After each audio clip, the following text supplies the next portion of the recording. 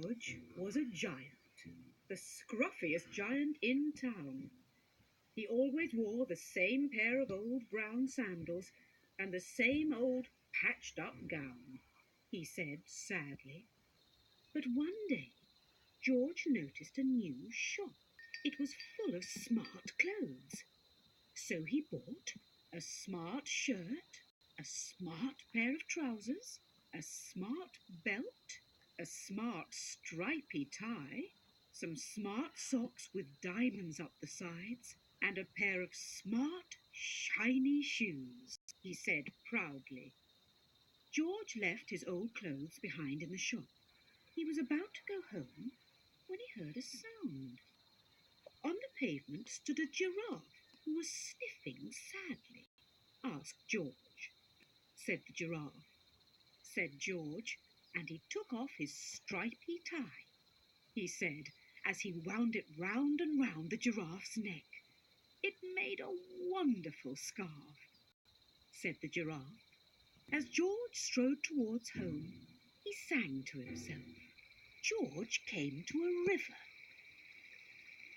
On a boat stood a goat who was bleating loudly. "Ask George," said the goat. Said George, and he took off his new white shirt, he said, as he tied it to the mast of the goat's boat.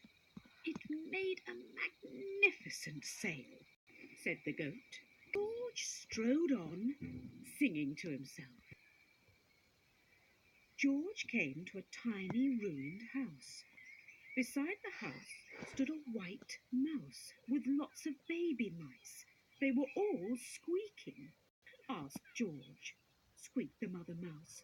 Said George, and he took off one of his shiny shoes, he said, as the mouse and her babies scrambled inside. The shoe made a perfect home for them, they squeaked. George had to hop along the road now, but he didn't mind. As he hopped, he sang to himself. George came to a campsite. Beside a tent stood a fox who was crying. "Ask George," said the fox. Said George, and he took off one of his socks with diamonds up the sides, he said, as the fox snuggled into it. "It made a very fine sleeping bag," said the fox. George hopped on, singing to himself. George came to a big squelchy bog. Beside the bog stood a dog who was howling. "Ask George," said the dog.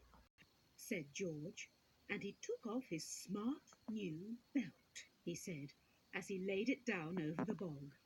"It made an excellent path," said the dog. The wind started to blow, but George didn't mind. He hopped on, singing to himself. Suddenly, George felt sad and shivery and not at all smart. He stood on one foot and thought, he decided. He turned round and hopped all the way back to the shop. But when he got there, it was closed. "Oh!" George sank down onto the doorstep, and a tear ran down his nose. He felt as sad as all the animals he had met on his way home. Then, out of the corner of his eye, he saw a bag with something familiar poking out of the top. George took a closer look. He yelled. George put them on.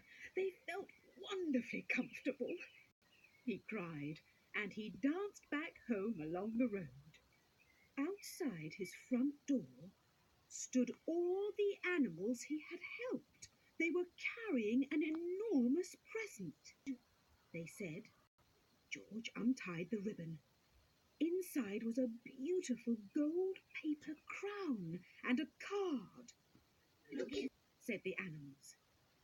George put the crown on his head and opened the card. Inside it said, "Your tie is a scarf for a cold giraffe. Your shirt's on a boat as a sail for a goat. Your shoe is a house for a little white mouse. one of your socks is a bed for a fox. Your belt helped a dog who was crossing a bog. So here is a very fine crown to go with the sandals and gown of the kindest giant